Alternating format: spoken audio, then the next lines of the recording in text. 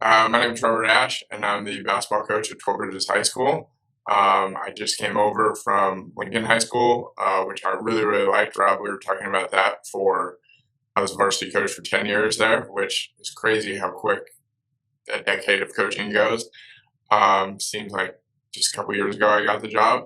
Um, I played at Chico State for Greg Klink, which was an awesome experience. He just officiated my wedding this last fall, so kind of a killer experience to have your college basketball coach marry you, which not a ton of guys get. And I grew up in the area. I played for Coach B at Del Oro High School, which again, good experience, great program, did a great job. So I think it really helps. I think it's helped me a ton not to only have a ton of coaching friends, but play for really, really good coaches because you can take a ton of stuff from those guys like mentors on the court, off the court, X's and O's, whatever it is, and kind of build your program off things that you like or didn't like in certain situations that happened. So I just got hired at Lincoln. I was actually kind of thinking about trying to go. I wasn't sure what I wanted to do. I was 23. I just finished playing at Chico State, had, an average career, wasn't like some stud or All American or anything like that. And I was kind of like, if the right job comes along, like I'll take it, but I might go play for pennies overseas and just kind of see the world while, but I was kind of burned out. Like college basketball is a lot, so I wasn't really sure what I wanted to do. And I got offered a teaching job and the freshman basketball coach at Lincoln High School. And like I did my student teaching at Lincoln, I loved it. Like thought the kids were great, thought the teachers were great. Like you have Mary McQueen, Ken Lau, Chris Palmer, like all those guys. And so I was like, I'm gonna be the best freshman coach like ever because we can run this. Like I love running this at Chico. Like this is a layup every time. Like we need to run this stuff. And I walked into practice the first day, and like we can't make a left-handed layup. We can't catch the ball. Like guys are dribbling and tripping over it. Like oh my god, like what have I got myself into?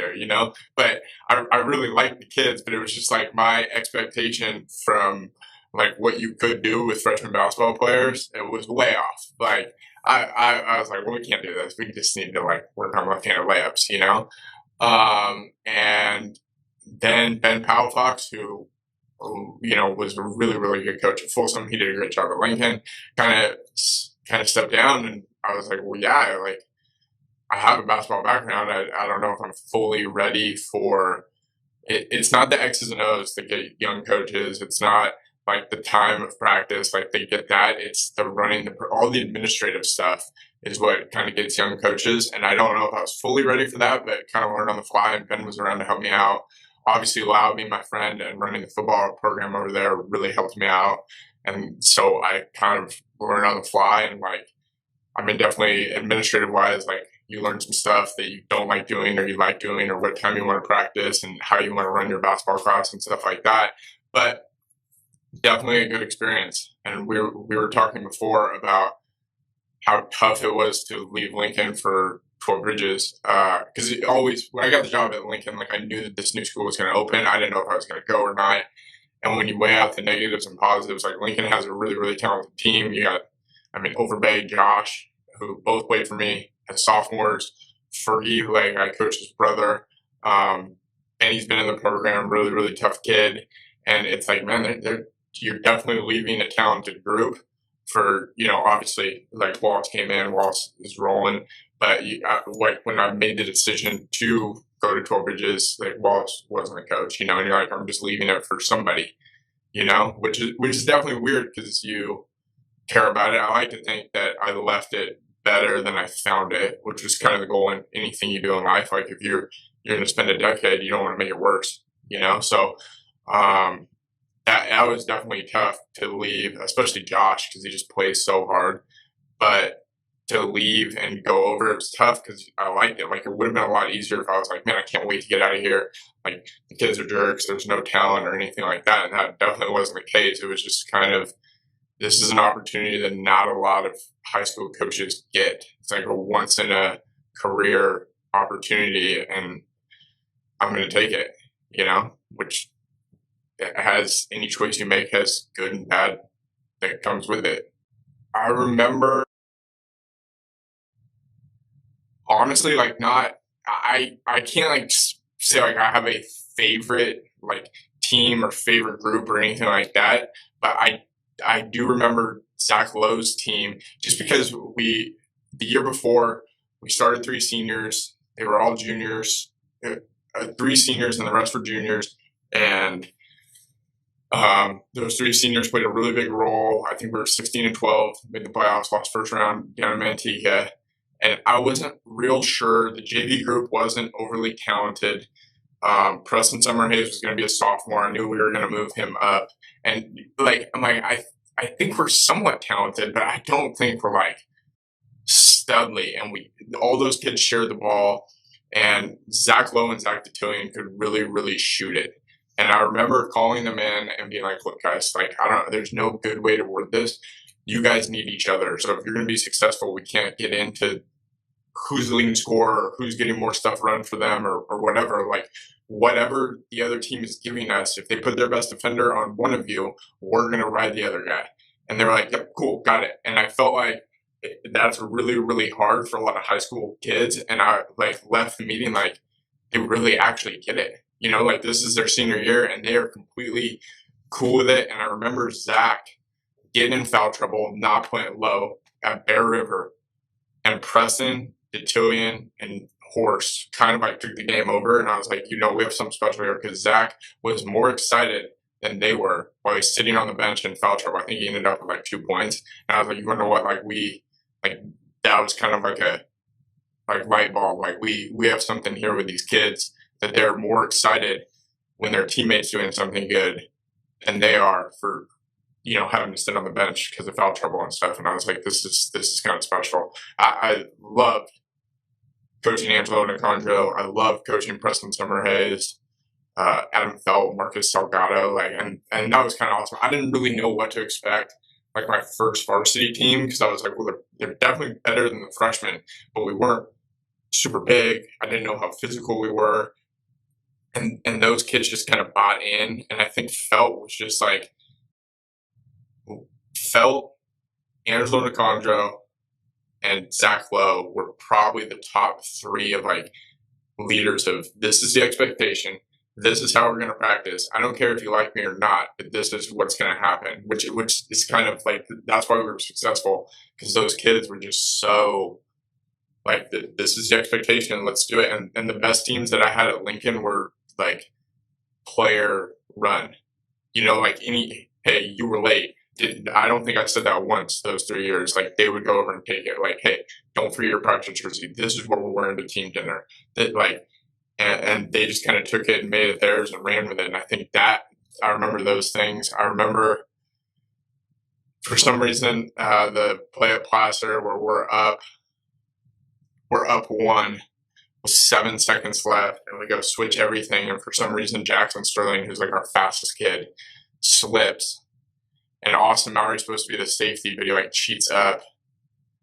And the ball like is horribly thrown and it like is supposed to go into the key, but it like drifts over in front of Placer's bench. And it like works out because it bounces perfectly. So the clock hasn't started and bounced out to some kid. Like our kids can't find the ball. And he ends up and goes in for a layup for like 1 second. And I remember just like going into that locker room and being like, dude, I don't know if we could have played better. And like they knew that they played great and they were exhausted. Like guys were just like sweating and they have like, you know, cuts on their bodies and stuff like that. And like, dude, it just like that play will always stick with me because I don't like, you don't want to be like Placer one because they were lucky. Like Mark does a great job. They were prepared. They'd obviously worked on into the clock situations. And I thought we were ready for it. And it's like a slip and a bad pass that bounces the right way beats us. And it's like, I'm sure that we won games off the same situation, but that one definitely stings a little bit. I remember Preston Summerhays taking a charge out of Placer and like trying to argue to stay in the game. And his nose is bleeding, his face is bleeding, and we have Bombard, who has 0 medical training, trying to stop him from bleeding. And he's basically, we've resorted to like stuffing cotton swabs that we have in the med kit into Preston's mouth. And he goes back out there and it looks like he's like chewing tobacco or whatever. And at free throws, he would come over and we'd like hide it from the official and change it. I remember that. I don't know. There a lot of good memories and a lot of good kids at Lincoln High School. You know, like I could probably go on if we just sat here and talked for 3 hours about games and situations and stuff I remember. I do like to take a little bit of credit with that because I mean Mary McQueen is the most, and this is not a knock to any leadership teacher in the area, but I don't think they get more spirited than Mary. Like Mary was leading the zoo and broke her leg against Nevada Union because she's on the court, like getting them to cheer, and she like takes losses. Like we play a crap, lose by 20 at home, and she's like, "That's our fault. The zoo wasn't good enough." You're like, no, Mary, like not, but some of those guys, those baseball guys, they'd come to me for like ideas and Mary would help. Like they came up with the Sports Center broadcast booth. I thought that was great. Mine was San Francisco State did this fest when I was at Chico and it was unreal. Obviously a little bit different because college kids probably drinking in the parking lot and stuff where our high school kids shouldn't be doing that. But they like wore these red shirts and at Chico State, if you don't know, we're the Wildcats and they put pussycats across it like we're little like felines and they would meow at us and stuff and they all had numbers so whatever we did they did so like we went and checked in across the court a kid is going to check in but they would make it like you look as unathletic as possible when you were going to like check in or like anything they did and they like knew your name they knew your hometown and they were just all over you so I got a group of baseball guys to copy. They loved doing it to Mike O'Connell when he was at Colfax because he used to be there. Or he was the coach at Lincoln in like the early 2000s. So Mary would always kind of poke fun at him. It was the Colfax game. If somebody dresses up like the coach, Mike always wore a sweater vest, so they get a sweater vest. And like if the coach stomps their foot, he'd stomp their foot. The zoo was awesome. It's hard and it's weird how it would change in groups. Like if you had a couple of good kids buy into that, they were all about it, you know. And it was definitely a thing. And then when Foster's Goldmine and our zoo was on point, you could not hear a word in that gym. That's where we're talking about the importance of communication all the time in practice. Our kids don't get it right now. But like, guys, imagine 2,000 people screaming. How are we going to communicate while we're running? And you just can't. You can't simulate that in practice. You just can't. I mean, that was really something special. Like, I'm hoping we get that going at 12 Bridges. I don't know. It's weird at 12 Bridges because a lot of those kids have never been to. I mean, their eighth grade year got cut short. They've never been to a high school like basketball game where you're allowed to like. Yeah. So I don't. So he's in freshman PE, and I had a couple PE periods, and Coach Nye, Darren Nye, was my buddy, and he was student teaching with me. We played at Chico, and this kid kept coming in. Obviously, high energy, never has a rainy day, unreal motor. Kept coming in every morning during class because it was our prep to talk hoops with us. And I obviously liked being around him, but it took like 2 weeks to figure out that he was hiding from running because they would start in PE class to run. But I didn't know like this kid, high energy kid, like dressed out in PE clothes. I was like, dude, this is great. So I feel like, and it was Zach Lowe's senior year, Zach Lowe, Zach Cotillion, Willie Montanari, Scott Trubinsky were all seniors. And so I invite him to practice. And I was like, you're going to what, man? Like, you're always in here.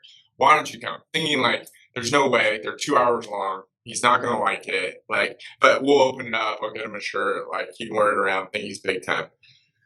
So he shows up and he's like kind of walking around. He walks up, introduces himself to all the guys. And like, the guys are kind of like, what?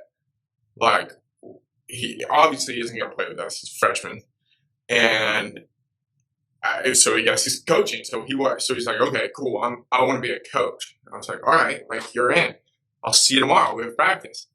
And he showed up. So after like a week, I have to write down my phone number and give it to his mom. And I was like, hey, like, take this home to your mom. Tell her to call me. Like, and she's like, yeah, he says he's going to basketball, but like, what? And I was like, well, he's a coach. Like, he wants to coach the team. Are you okay with it? And she's like, yeah. And so I think it's been like 7 years now. And he goes to Chico State team camps. He goes on road trips. And he is kind of the face of our guys, and the guys, especially that year that we had, was the right group to bring him in because they like would mess around with him, but mess around with him appropriately. They knew to like when they go in the locker room, we need to focus and not play around with Isaiah. But I mean, you've been around him. He's probably got the most infectious personality that anybody's ever had. You know, it never rains on him. He's excited. He's nice. He likes the kids, you know, and he coaches. It was tough. He was really worried about transitioning over to be the Rhinos, you know, because we'd always been the Zebras. That's where we went to high school. And he was okay once he found out that we were going to be green. That was kind of a big thing for him. And so once they were once he found out that we were going to be green, and he likes green, he didn't want to be red. We were good to go, and we kind of had him. So Bear River was awesome. So it started out Isaiah at the end of practice always like wanted to play one-on-one against some kid. And it's basically like, look, like he comes up and does a move on you and you fall over and he goes in for a layup and scores, high fives everybody. He's super excited. We in practice, we go home, right? So he was like telling Coach Pistakini, who was at Bear River at the time, well, I want to play. And like I know plays. Like I can play if Coach Ash needs me to play, like I'm ready. And so Bear River was down that year and it was our second to last game and like we weren't eliminated. That was not my least talented team that I had in those 10 years. And that was the only year that we missed the playoffs. And you could see the writing on the wall. We were sitting at like 18 in the ratings. You got to get to 15. And like we could have gotten in, but we needed like to beat Bear River, and we need like 4 teams to lose, and they had all played the team before and beat them. And it's like, dude, like we're just not going to get in. But there could be playoff things on the line. So like, how are we going to do this? And Pisto's like, we're 0-8. Like this kid wants to get in. Let's make it happen. So for a week, we worked on this set for him to get a handoff and obviously go right because he's not going left, and turn the corner and score. So Bear River's on it because he doesn't really like being guarded. And so Bear River makes this thing happen and they're all like, their student section's clapping for him. And we tried to make it look on film like as real as they possibly could. Like Bear River was like in the stands guarding him and Connor Donnell got a screen. And like, we were like, look, like who wants to, which was pretty awesome. Our guys were like, look, someone needs to come out of the starting lineup and not get their name announced. And the 5 guys were like, hand goes up. And we're like, no. 4 guys have to go.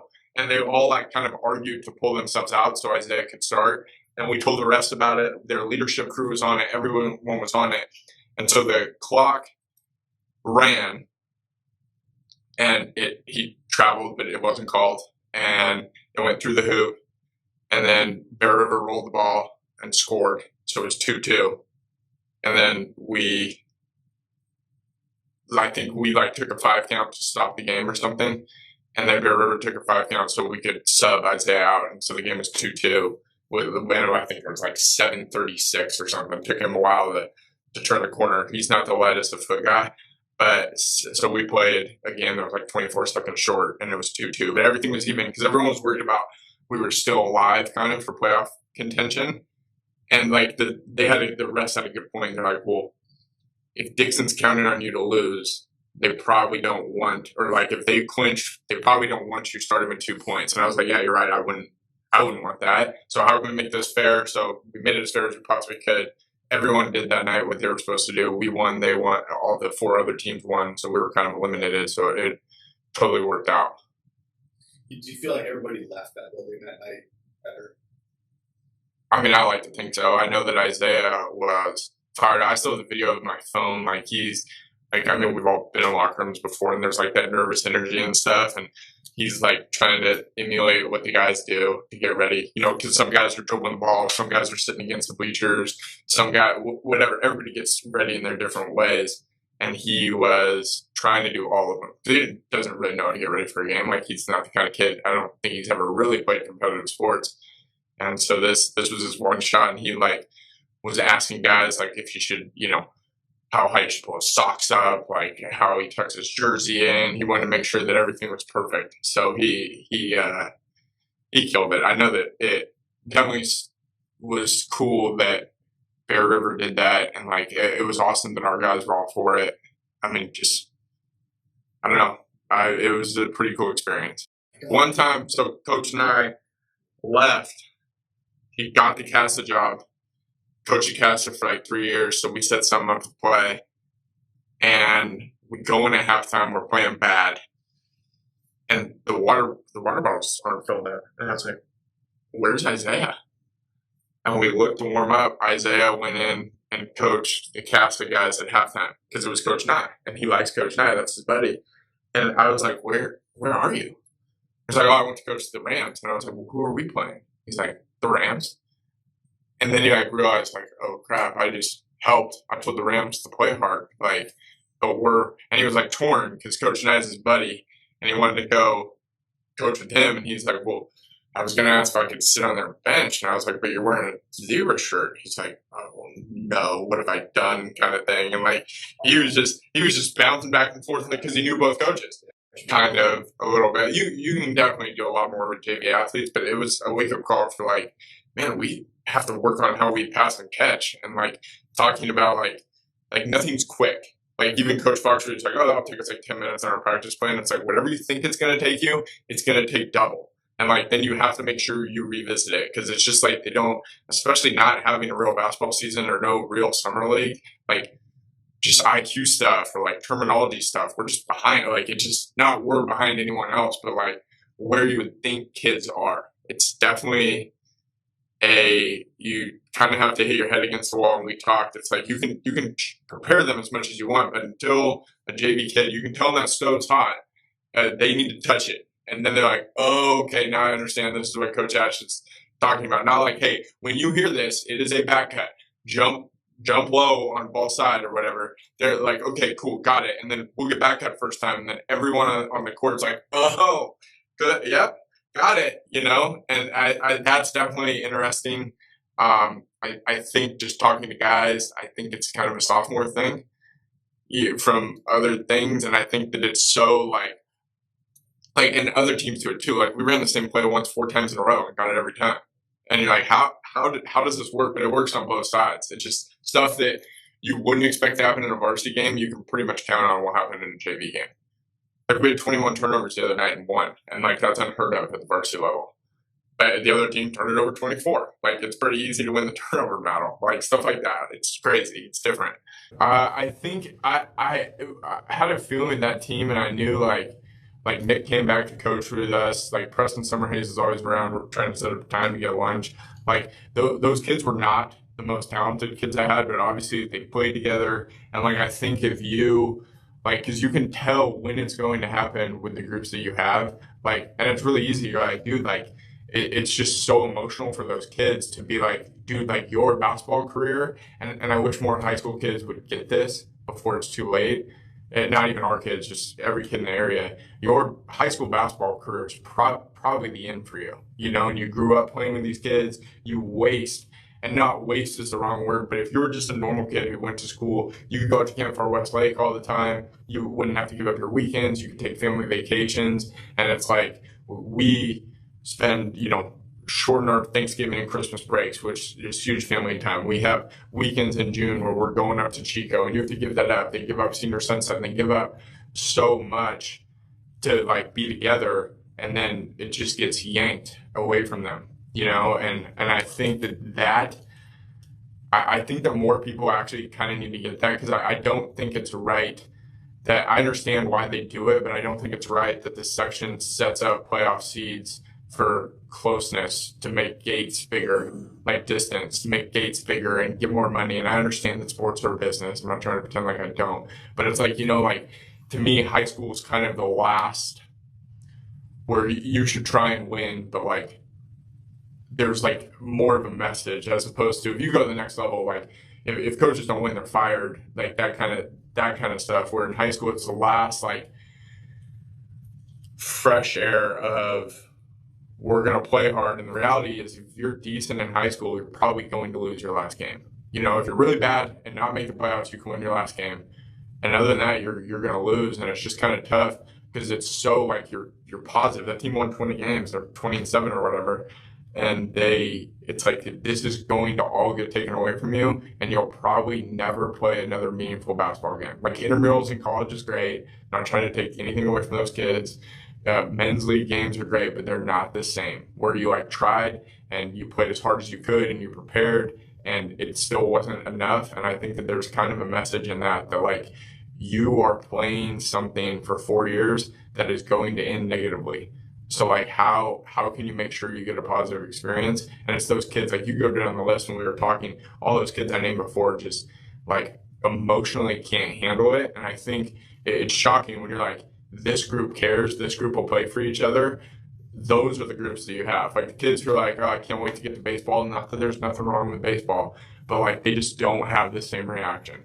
I think that it's like more parents are like, I think you need to see that and be like, okay, like why, when your kid was 6, why did you sign him up to play basketball? You know, and like my friend coaches at Dominican, Justin, he was in my wedding, and you know, he bounced around. He was at Louisiana Tech for a while, and he's like, you know, like my daughters just started playing basketball, and it's like it's pretty refreshing because I don't think that they're great, and I want them to be on a team and understand difficult situations and how to work hard for something. And somewhere I feel like, you know, 7th, 8th, 9th, 10th grade, everyone gets so scholarship like based, and it's like, look, like a lot of you kids are not going to have. Look at how successful Rockland, Lincoln, and Whitney, regardless of whatever your definition of success is, but those programs, and they're all different. They all play a different style.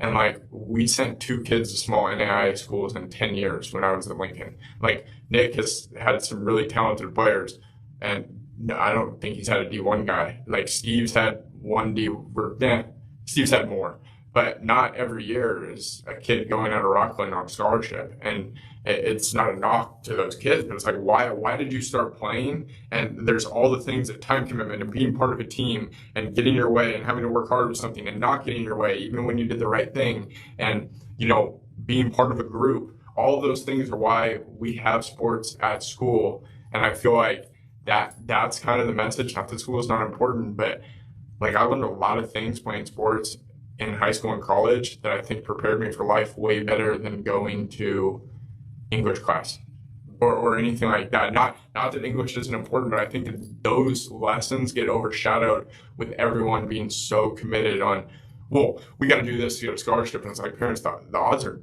not in your favor. Like you're like kind of playing the athletic lotto on that one, you know? And you look at these kids, like LeBron James's kids good at basketball, no duh, you know? And it's like, well, were you good at basketball? No, and my wife wasn't either, but we're really hoping our kid gets a scholarship. And like, it's just not, you shouldn't hope for that. You should hope that it's a great high school experience and learns a ton and makes friends and plays his butt off and then graduates. Like that's what everyone should hope for, you know?